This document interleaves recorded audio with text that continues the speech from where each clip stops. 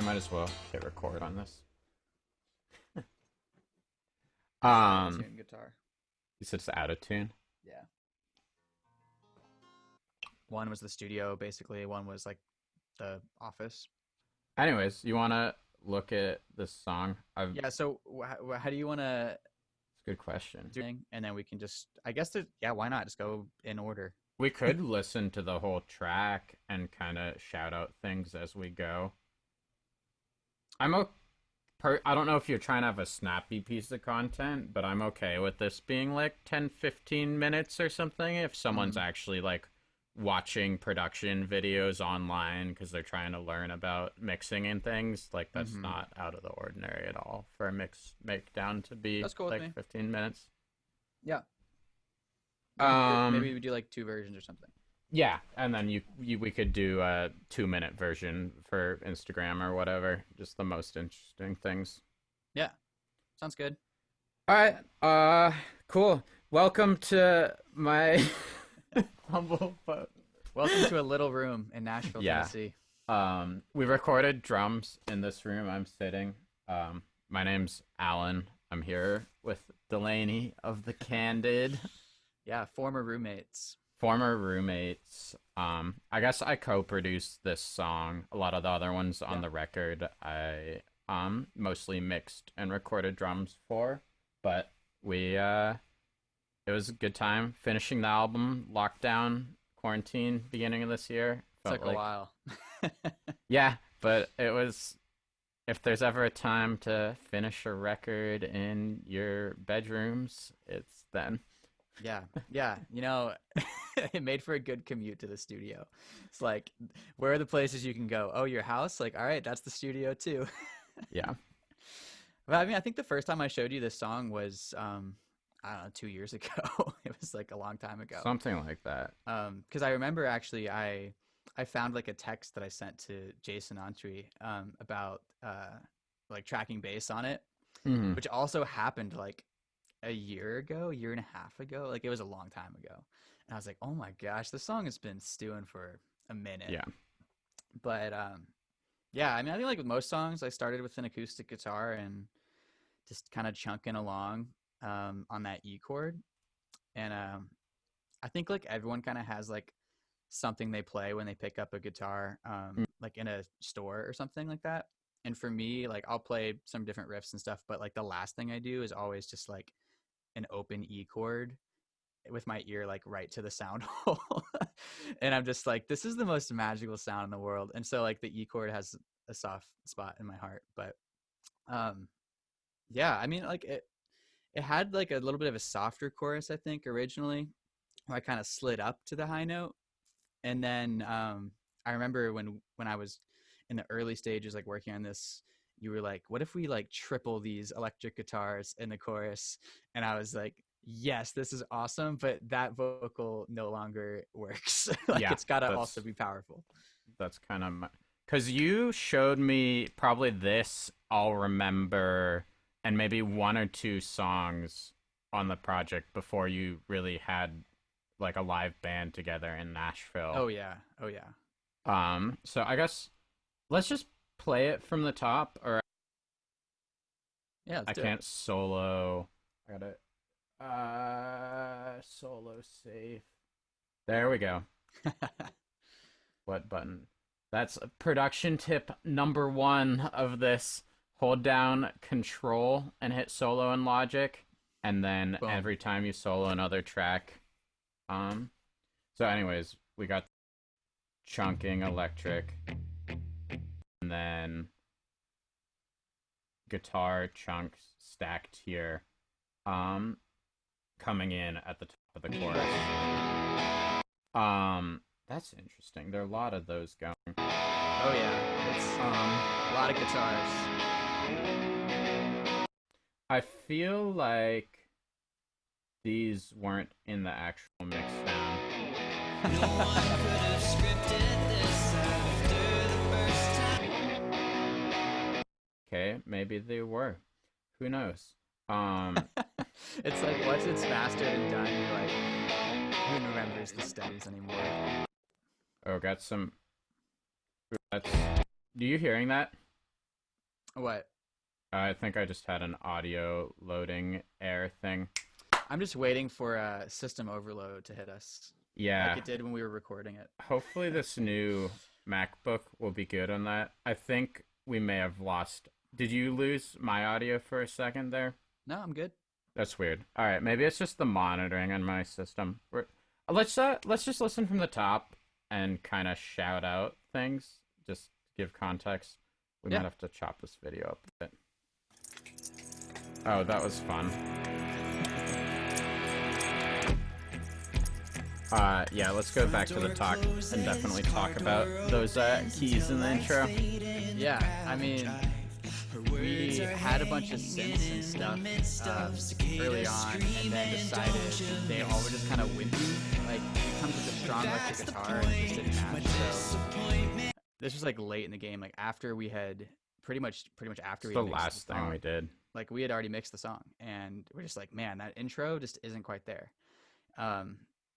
So we're like, what if we just ditch the synth, go reverse electric guitar, just classic power chord, and so you got that there, which is way like thicker and just more in your face than the synth was, but also ends quicker. Like the synth lingered a lot, and that one is just like, here it is, Right. and now it's gone. And There was handy Valhalla shimmer you can hear on the tail.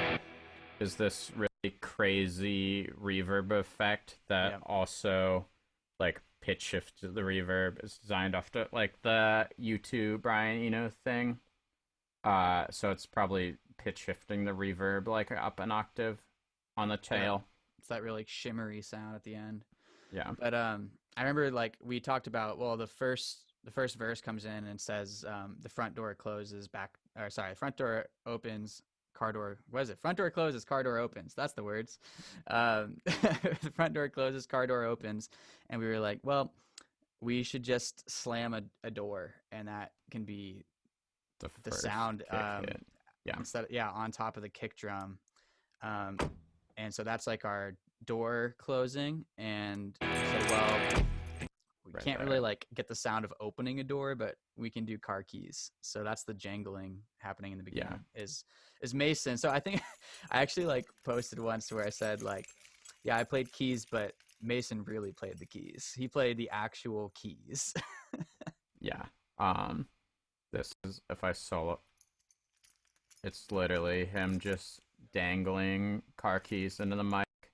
And then we had one or Tasteful. two that was me hitting like a.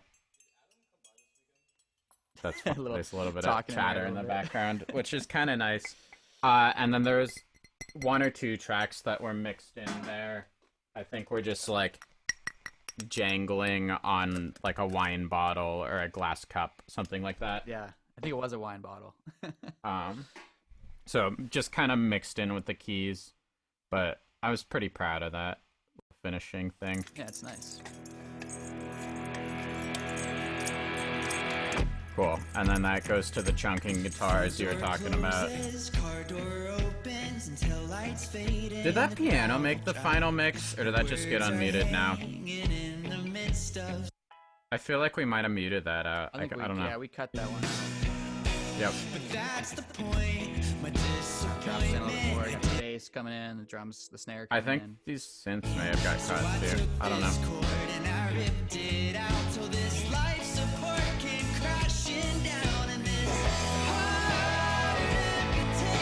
Good emo rock.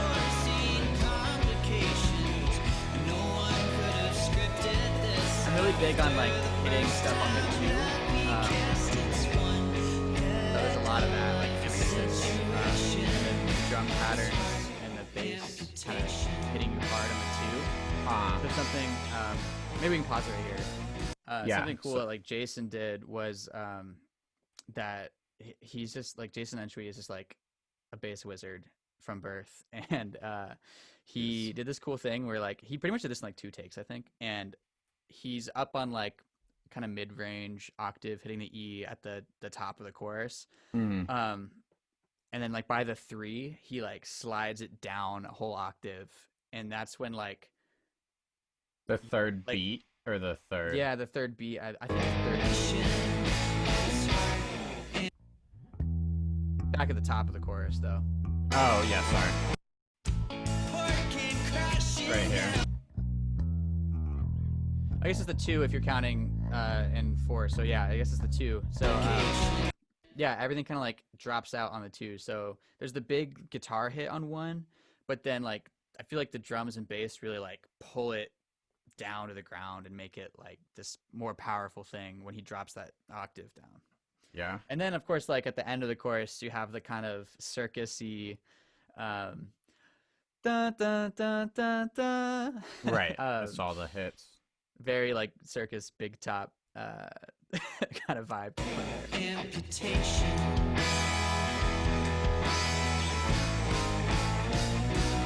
Anastasia. Little bass slide. I love that Jason did that.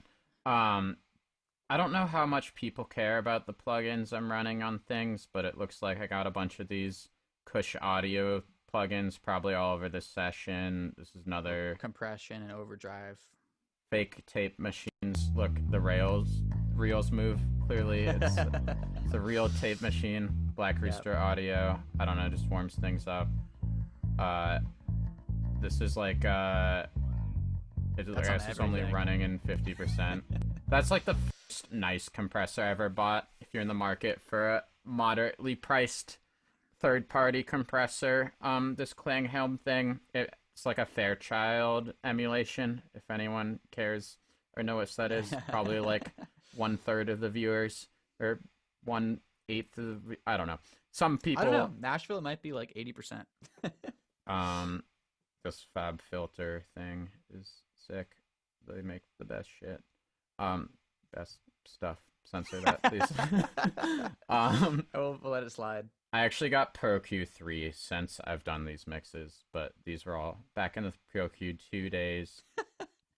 Yeah, but Now anyways, you're losing me. I don't know the difference. Just a software update. One is a 3, one is a 2. The actual difference is the third version is a dynamic EQ, so it's kind of like a multi-brand compressor, which it doesn't. None of it is used on this project, but like I could just add compression to like that one EQ band. Yeah, that's cool. It's a useful tool, but you know, so lots of fake analog stuff all over these songs, because we're recording in a bedroom on laptops. It's funny how like when you're like at some point in time there it was like recording on analog was like what you did if you were a poor musician, like when digital was new, you know. Yeah, in like and the it was 90s like, oh or man, whatever. how am I going to get into a studio that's Pro Tools? That's so expensive. Now it's like the complete opposite, where it's like, oh man, and to like buy all the tape, just to buy the tapes itself, like oh man, yeah, now it's like, no, it's way cheaper to pretend to be cool. Yeah. It's weird though, because I mean, this song is sort of like classic rock vibes, so I got that feel from some like people, yeah. it's fitting to have fake analog stuff because it wasn't on real analog stuff. And then also at the same time, I guess from a mix audio perspective, distorting things subtly a little kind of evens out. If you think about, I'm trying to explain this simple, but if you think about a really loud, for guitar players, like if you have a tube amp, and you're glitching audio here. Speaking of my end. but okay, well, it's fucking annoying. If you hit a really loud chord into your tube amp, and it distorts more, it doesn't get as loud as if you're on a clean setting, because the distortion pulls off the tallest peaks. So adding a little bit of tube saturation, fake tube saturation, or fake tape saturation kind of pulls down the loudest moments and makes everything else seem louder in comparison. Kind of, yeah. In addition to the compression. Yeah, it is. Distortion and compression are like two sides of the same coin, where we're kind of using, or I'm kind of using across the mix on a lot of different elements, distortion almost as a compressor, as another compressor, to try to make the apparent loudest. All right, should we listen to more of the song? Yeah, let's keep going.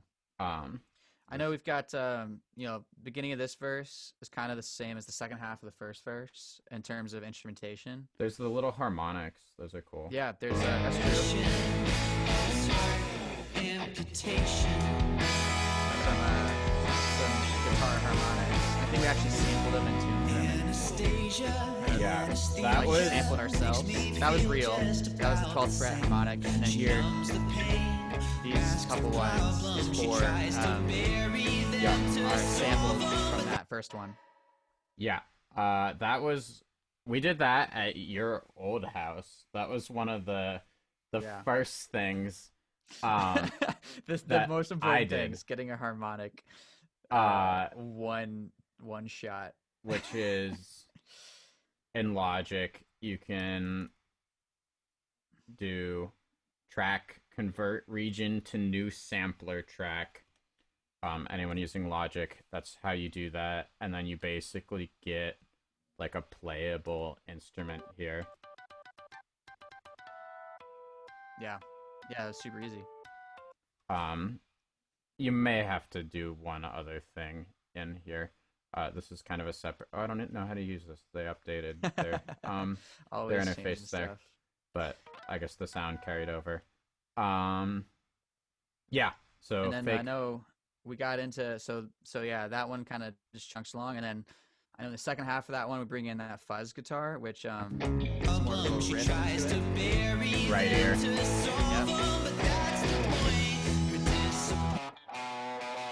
That is fuzzy. I Way love more than that. it sounds like in the mix. Yeah. And then you have a little high vocal on the left here, right? So Or yeah, maybe in and both ears. it's in both choruses. Oh, you're talking about there, yeah. Yep, that's in the second half of the second verse. I didn't even realize there's one in the right ear. I just hear it in the left in the mix. Probably because that fuzz More guitar stuff. is in the right. Yep.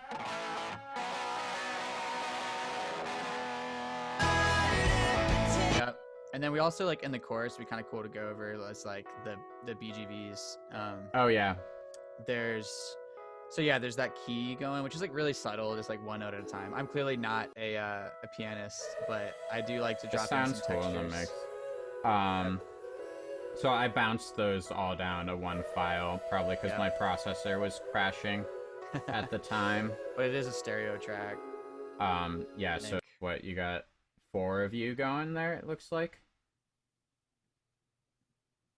Yep. Let's see if I can. Yeah, I really like, because I think I am not like super proficient on a ton of instruments. And I feel like I can sing a little bit, so I feel like for me, like, it fills a lot of cool space to like do weird vocal stuff.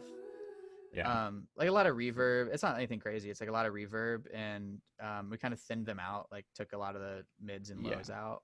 But just in the background, it really adds a lot of Kind of Beach lushness. Boys-ish. Yeah, it is.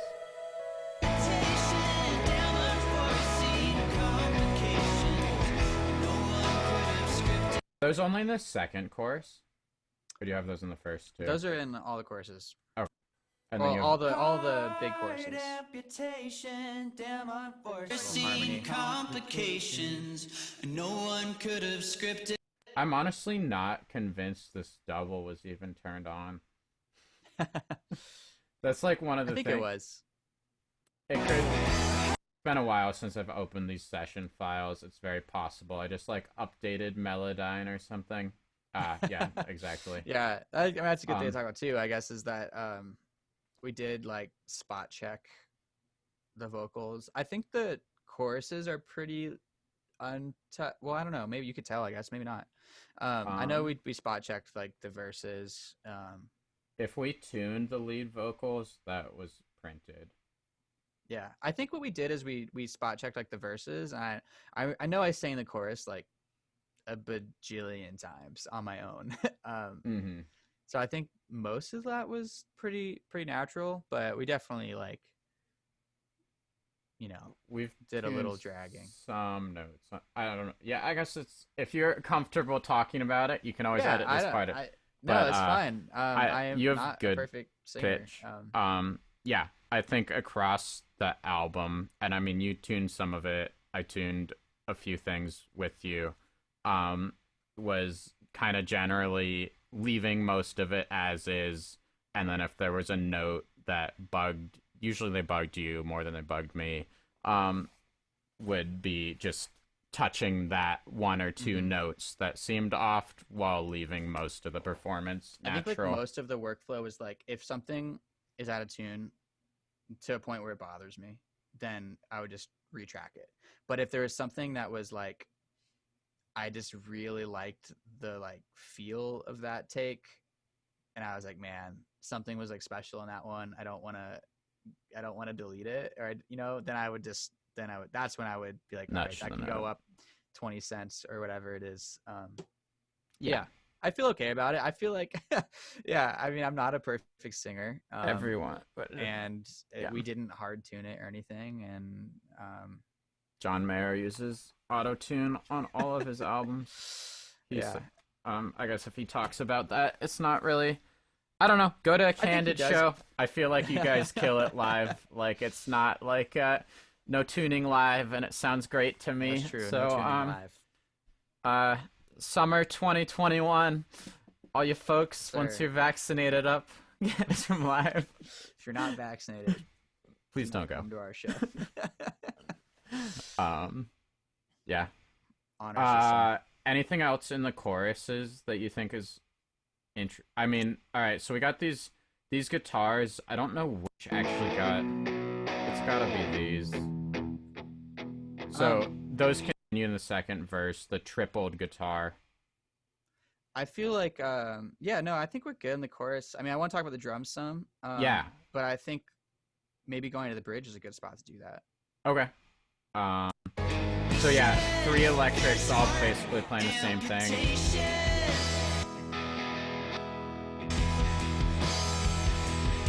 So like, I love some of the kick patterns that Mason threw in there. Like right there, that da-da. He like. It I feel like transitions this really song well. especially, it's a kind of slow tempo. Yeah. 1, 2, 3, 4. But that makes it hard to like. It's easy to play too much. I think when there's that much space, and I feel like he did a really good job of just like playing exactly what was tasteful. But then there's like little flares like that where there's that do do do do, like there's not a ton of kick like throughout, but that one is just like really cool. In the middle of this guitar solo coming up, there's the third time through, there's like this little stutter beat that's just a little different than the first 2 times through, and that kind of like variety is just super nice. Those sound sick. And you also find that like in the solo here, he's alternating between crash and China cymbal. China cymbal. And that is really cool. Mason's really turned me on to China cymbals. So you got the 2. That's China. Crash, China. Yeah. China. Crash.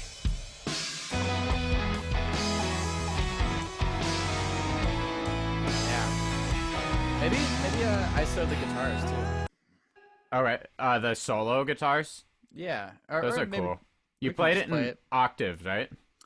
Yeah, so it's 2 octaves. Can you still hear the track? My audio's cutting out. Yep. Okay. Cool. I guess that's.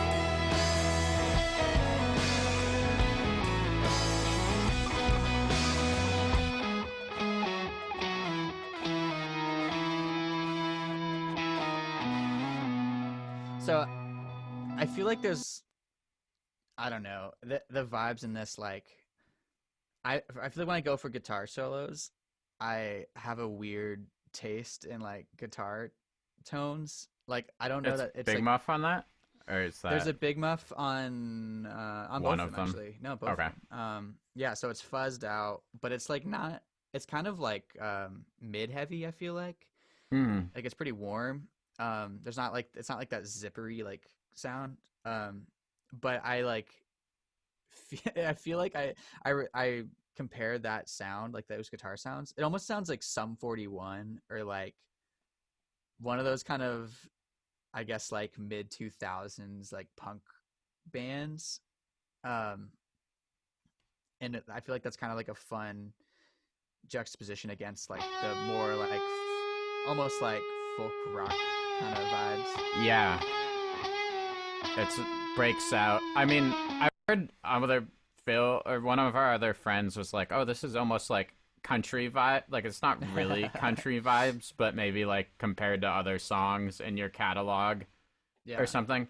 But I mean, definitely like, you know, I've heard people say like Pine Grove on this one. And I think that's because I think that's just like the chunking guitar is a lot like Old Friends. Yep. But that's cool like, tone. I've not really soloed it like that before.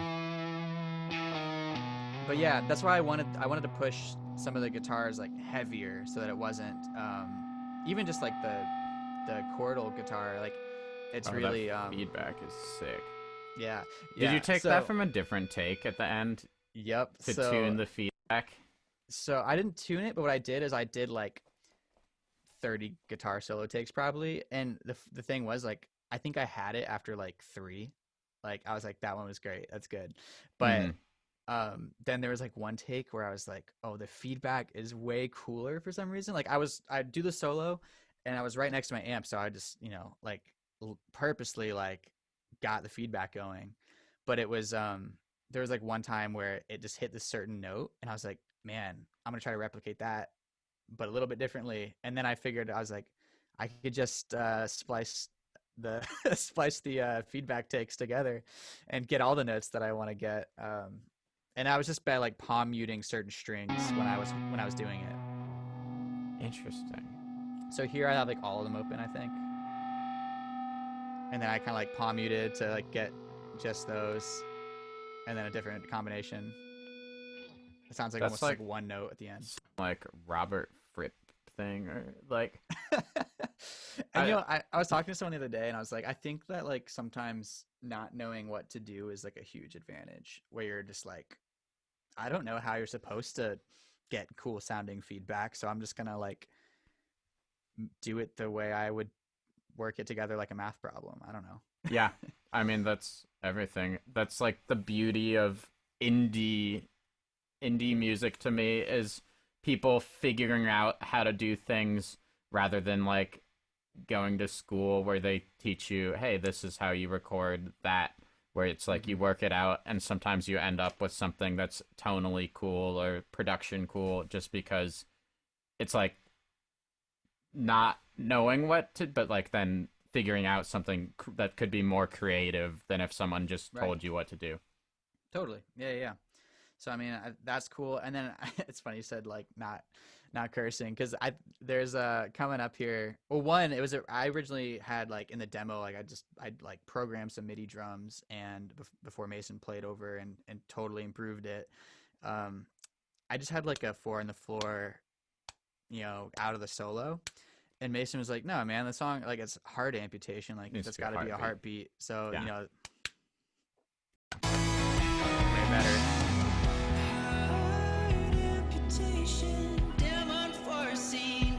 Now you go to the 4 on the floor. No. Also, you know, so I think like when you're listening to the master, like that's something that most people, it's kind of like an Easter egg, you know?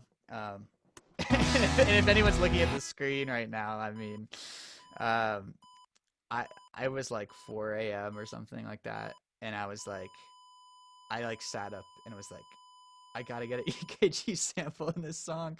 Shout out to freesound.org for all the field recordings you could ever ask for. And so the sample is actually just like that last part where it's like a really loud beep. And then you chopped it. And I just chopped it to be really short. But the cool thing about like heartbeats is that they are rhythmic. So it actually works perfectly. And then you know, then you get the flat line, which is never a good sign. Yeah. But that, like, I think that going into like the big chorus, like it makes so much sense to me in my head, of where it's like it's stuff's getting intense. Like He's fucking dead. It's a dude. code blue. Yeah, right. I mean, like so yeah, it was like a 4 a.m. thing, and I was like not, just like running on fumes at that time of night. But and it's cool. I was like, I'm gonna name it that.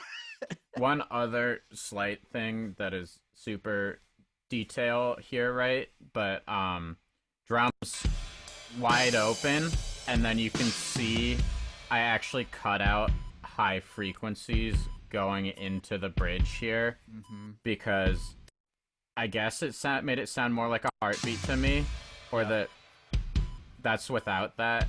It's very subtle, but I liked in. That's like a heartbeat. That's like a study drum. So I guess automation is cool because then you're, instead of just being stuck to one effect, like, oh, I want the kick to have presence during the rest of the song, but then it just comes back up. No one could have scripted this after the first time that Great we snare kissed sound, too. this New guitar part. You got complication.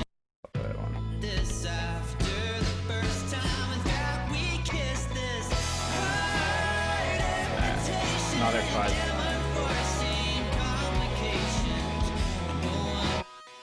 Oh, that's in all the choruses, That's right? in all the choruses, yeah. This so is you like got, the counter melody thing. Yeah.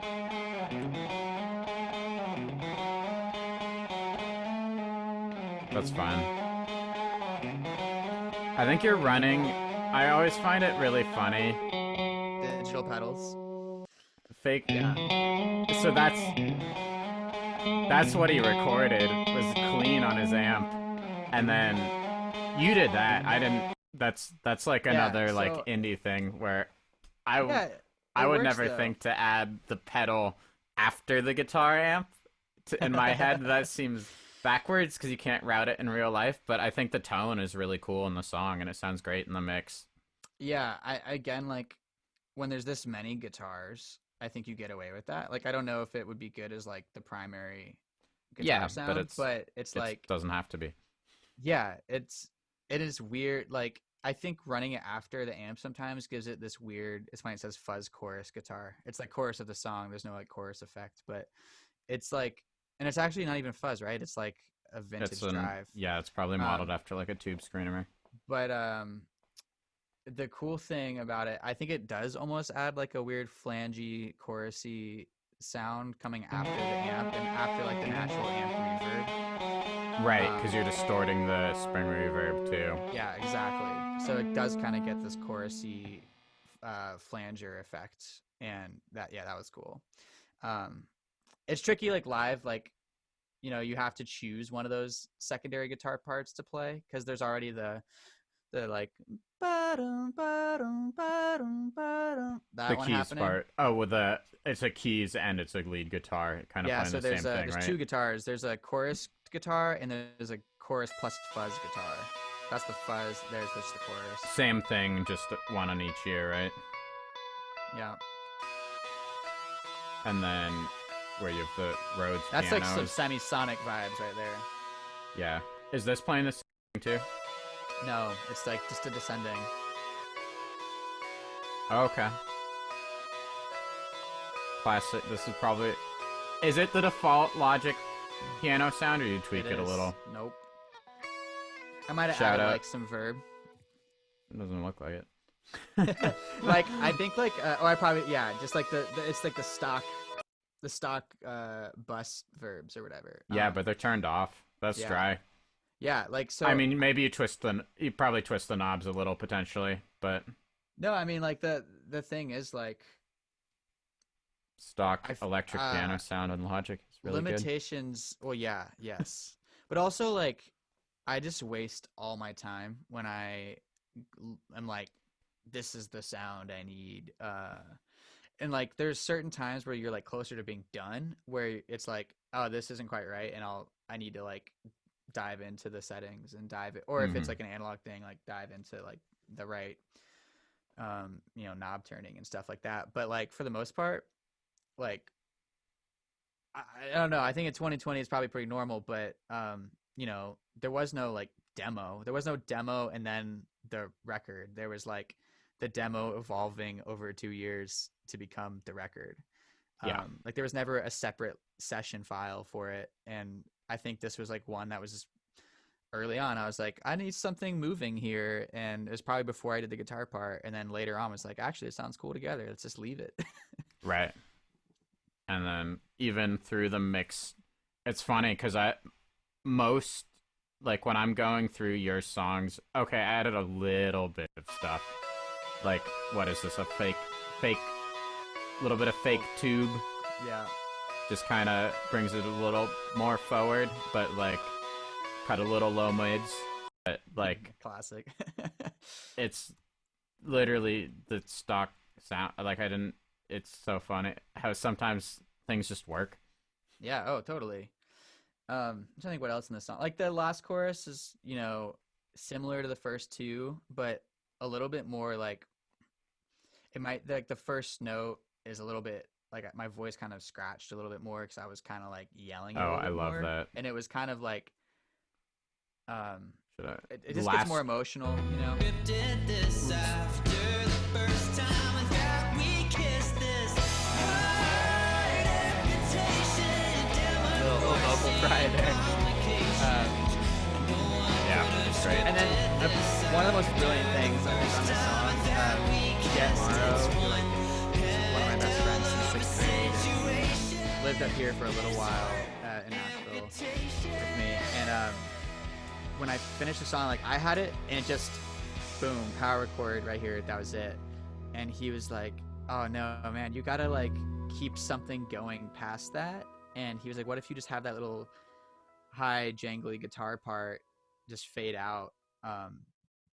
And it's like my favorite ending on the record. It's funny, there's only 2 songs out right now from the record, but this is one of my favorite endings. It just like made it feel real to me. I love these sounds where it sounds like it's almost like, because of the reverb and because it's quiet, it almost sounds like it's in the next room over. It's very very like cinematic.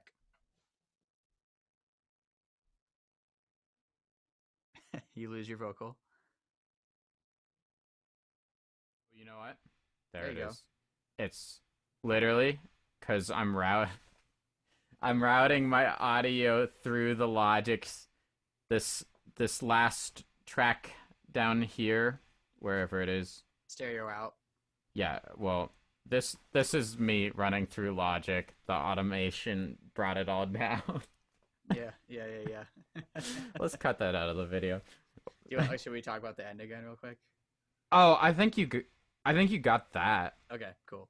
I don't know if I was saying anything other than like I was like agreeing with what you said. He didn't like my point. He's so quiet. No, I literally I faded my own voice out with the guitars right there.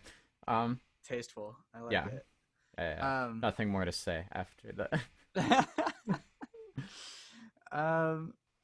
Yeah, I mean, I think we went through all the instruments pretty much. I guess mix-wise, I guess I can just point out like the 3-ish most interesting things to me. Yeah. One of them is I like distorting electric guitars more after they've already been distorted. Crank it up. Even this. All right, that's really subtle, but in the mix, Hanging in the midst of cicadas screaming, to me it gets way more muddy and falls away. Without Soundtoys Decapitator has parallel saturation blend knob. If you're just at stock plugins, you can just put distortion on a bus, which a lot of the vocals on the record you like bus to distortion.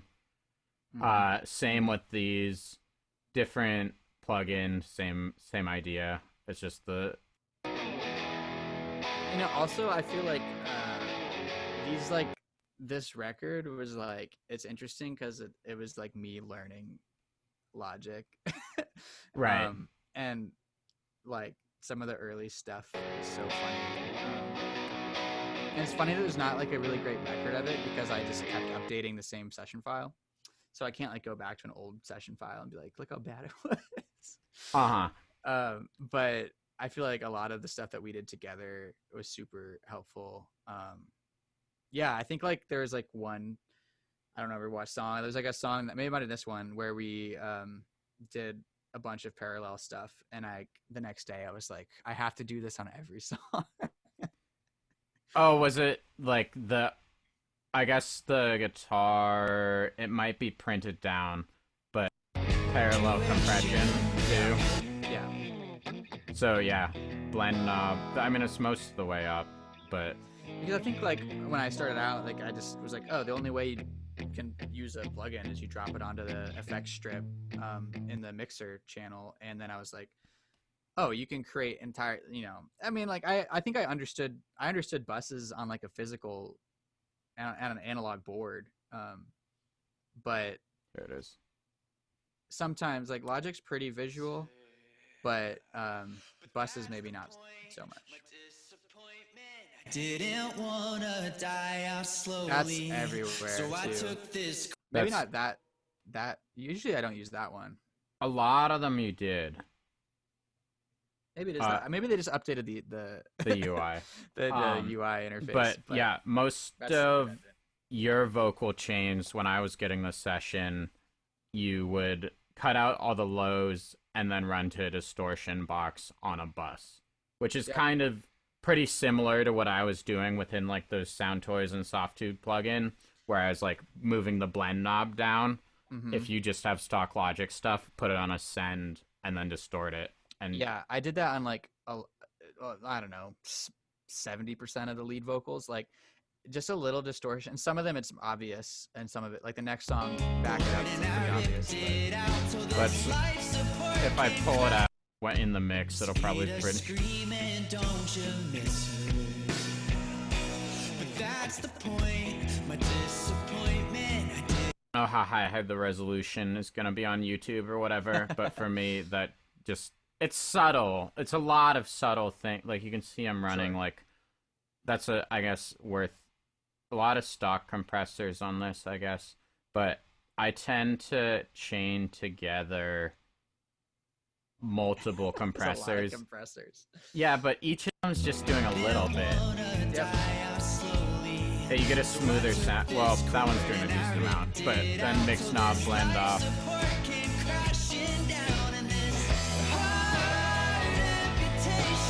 But the idea being, if you hit one compressor super, super hard, it sounds like shit. It sounds like you're distorting it. Whereas if you hit two compressors, each half as much, the second one won't kick in as much until you get to the really loud points. And then a lot of times I will just add one more on top if I feel like the vocals aren't getting through the mix enough. So like 2 is probably like a good number of compressors, and then like, you know, sometimes it just doesn't hurt to add a couple more. Just add a couple more. Yeah, there's a lot on that channel. Same with the drums too. I'm really proud of the drum sound on. I think this was one of the best ones on the record. We spent, I mean, I think everyone has the same story pretty much, but like every song was like just hours of getting the snare drum to sound right. Like everything else seems to fall into place, and then you're just like, oh, but this snare drum, I don't know. We are using trigger sample. I mean, recorded them in a bedroom, so we're trigger, and we didn't trigger samples on all of them. I think what finally clicked for this snare drum, in particular, was distorting it after we had the sample in. Like, it's funny, I'm distorting it literally before the sample. All the samples are probably a big difference there. Blended. Like, okay, it's 26% sample. Probably mostly for the snare bottom, because I didn't have a snare bottom mic. And then when we added kind of a lot going on here, but these are like tube distortion things. You know, and like when I am not like in the zone, like Logic file. I mean, any DAW very quickly looks like a rocket ship control panel or something. Like there's so many knobs. Yeah. I wonder if we can put all the mix stuff at the end of the video so that they We kind of did it naturally. yeah. And then the one last thing that I want to show people, okay, but so then drum bus got, this is probably smashing. All right, it's not even pushing the needle too hard, but I love this compressor. This is like my desert island compressor these days. It's made by Kush Audio. So I'm blending that, like, so it's hitting it, and I probably ducked it off. I mean, I could probably turn that to 100 and it sound fine, but I just want a little more naturalness. And then I'm also going to another bus where I'm just smashing the hell out of the drums. This wave compressor, look, it's just like the needle's going crazy there. And then just another distortion plugin. I think another thing that's kind of interesting is that, like, you know, in terms of the performance, like if you were to like play really like, I feel like a popular thing right now, because I feel like kind of like some funk music is having a little bit of a moment right now. You know, like Wolfpack and like Corey Wong, like all that stuff. Yeah. And like those people, even like not funk, but like take like the Brittany Howard like solo record. You know, like people. I feel like it's popular right now to play drums like really, really delicately and quietly in the studio, because then they compress the heck out of it, and it's like every note is like exactly the same velocity, for a better, lack of a better word, same volume. Yeah. And like when you play loud, like that's less of an option. And I feel like most of our stuff that is like kind of anthemic, like we didn't want to do that. So it was like we played, you know, not crazy loud, like breaking the drums, but this was like played like a rock song. Yeah, I definitely had my headphones in the room, taking them off. It was like sitting right next to the So it definitely like has like a live drum sound, which I think is cool. For this kind of music, I think it's cool. Can you still hear this? I might have lost it again. Gonna be like 8 of those in the video. I hear it. Okay, it's back. But yeah, What is Mason rocked out. What did we do with there's like a sub sample or something On the kick? above? Look, go up a little bit. Oh, Where did we use that? I love this thing. That's a more subtle use than some of the other songs on the record, but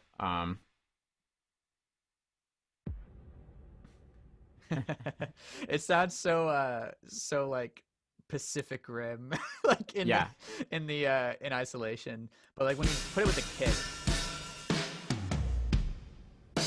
yeah, it's just like underneath there, I guess.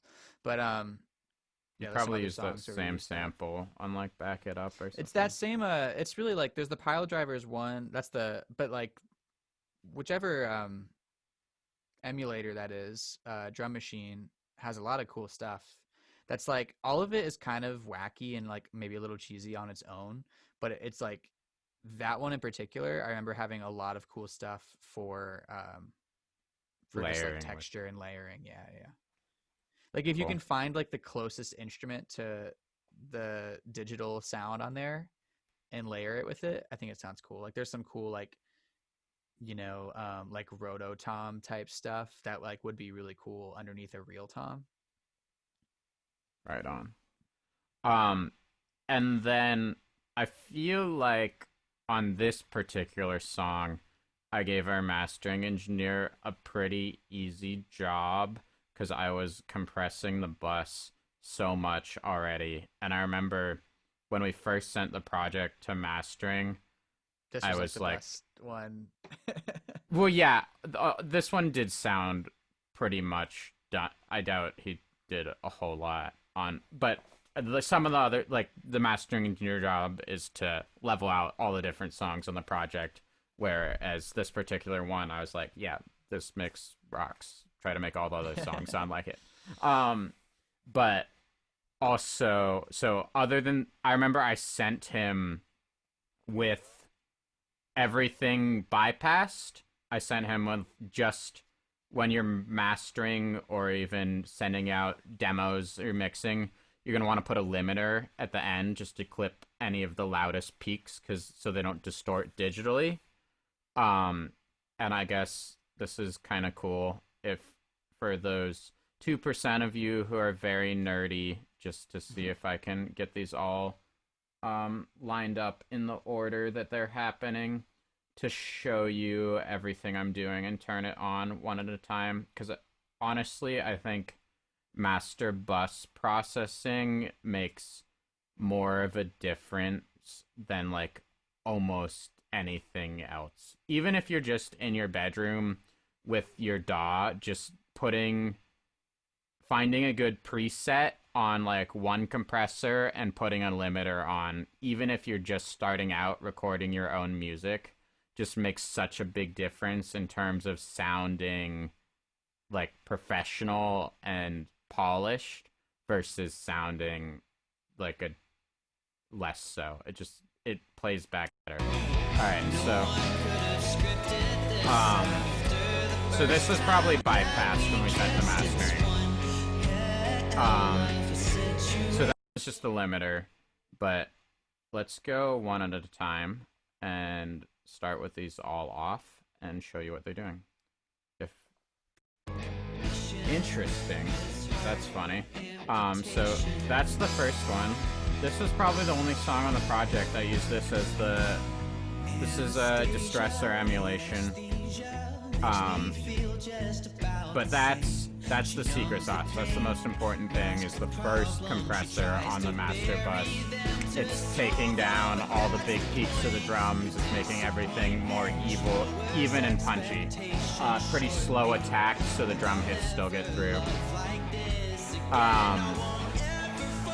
Right there, this plugin by Slate is basically emulating what an SSL console has in terms of circuitry on a master bus. It's like more stupid, fake analog stuff, but it kind of sounds cool, so you know.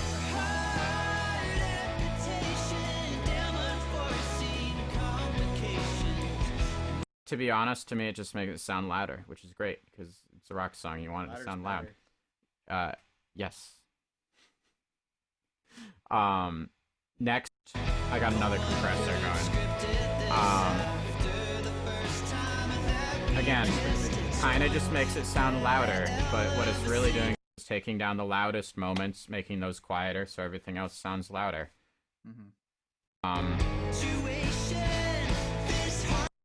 This is also emulating an SSL. No, I lied. This is emulating a Focusrite thing. Low ratio here. So I think I'm running, in general, my theory on master bus compression, and I guess in general, like lead vocals or something, where I'm stacking multiple compressors in orders, I tend to put higher ratio compression first with a higher threshold, so just the loudest peaks get knocked down pretty substantially, and then I will put a lower ratio compression after that with a lower threshold that's kind of subtly evening out everything a bit more after the loudest peaks have been chopped down. Is generally my thought when stacking compression. Look at that. We got another fake tape machine. Check it out. The real spin. Clearly it's good.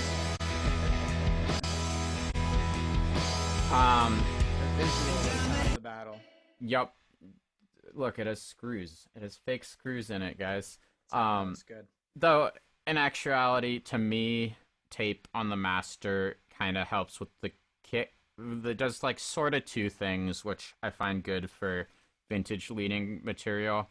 I would love to do more projects on real tape someday. I've only done that, like, twice. I've been in the studio when people were recording on tape, so I was just assisting with sessions. But to me, it kind of glues the low end, like the bass drum and bass guitar. It makes them a little bit warmer, and then it kind of smooths out some transients on the high end, which can get a bit too in your face when we have all this distortion and stuff happening on distorted vocals, distorted electric guitars. Can get a bit harsh, and I think like tape kind of taking off some of those transients, or fake tape. And once again, distortion as a form of compression makes things seem louder, which is good. Louder is better, as discussed.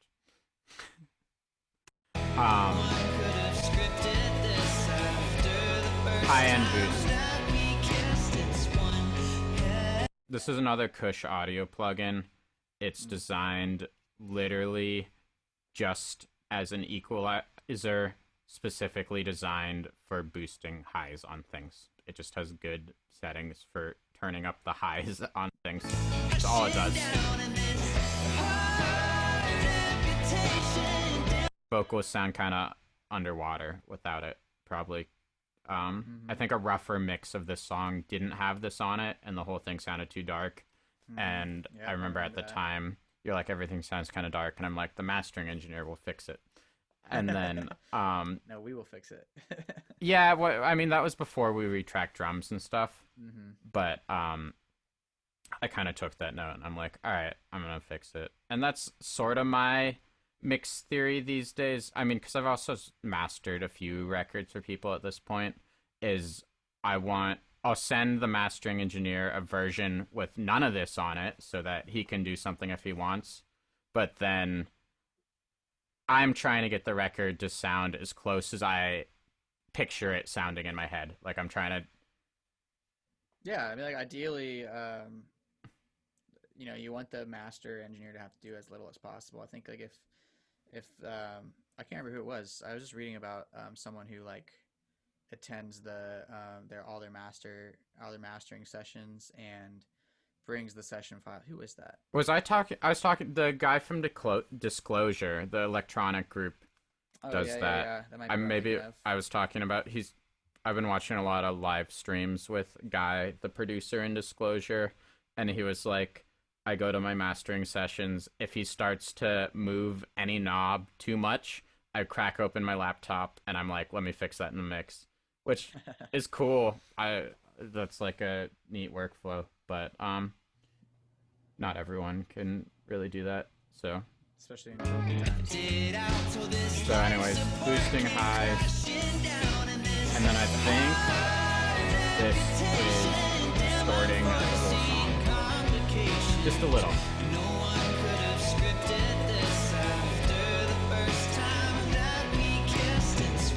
I'm surprised that made it on. The A being that now, I'm like, whatever.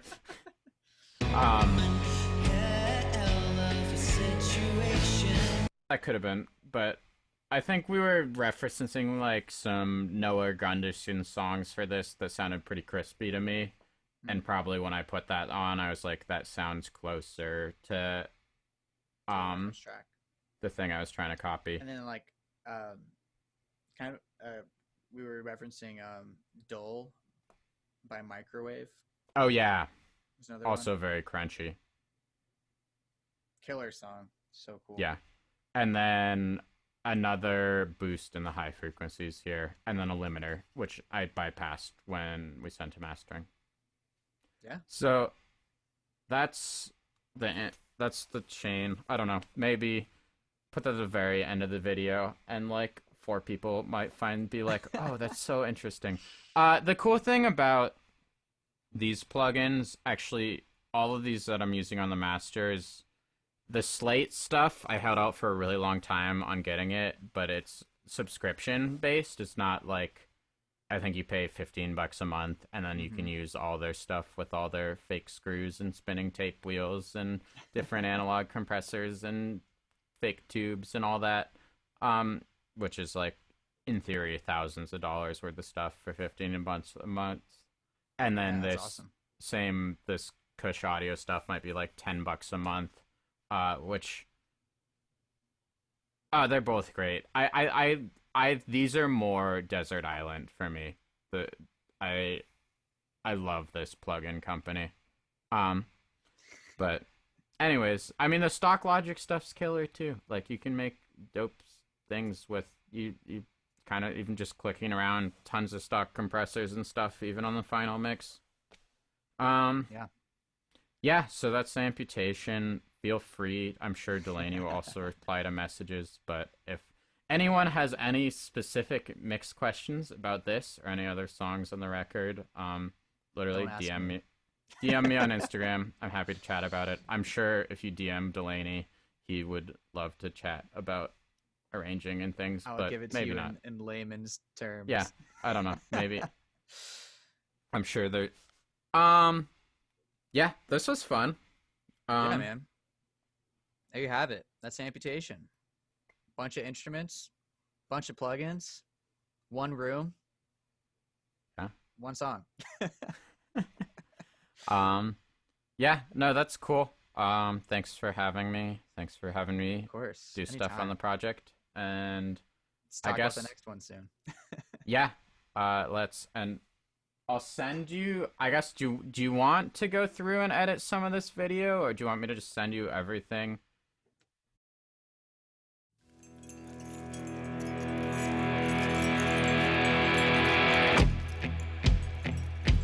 Front door closes, car door opens until lights fade in the gravel drive.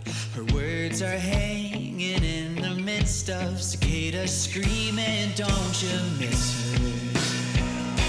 But that's the point, my disappointment. I didn't wanna die out slowly, so I took this cord and I ripped it out till this life support came crashing down. And this hard amputation, damn unforeseen complications. No one could have scripted this after the first time that we kissed. It's one hell of a situation, this heart amputation.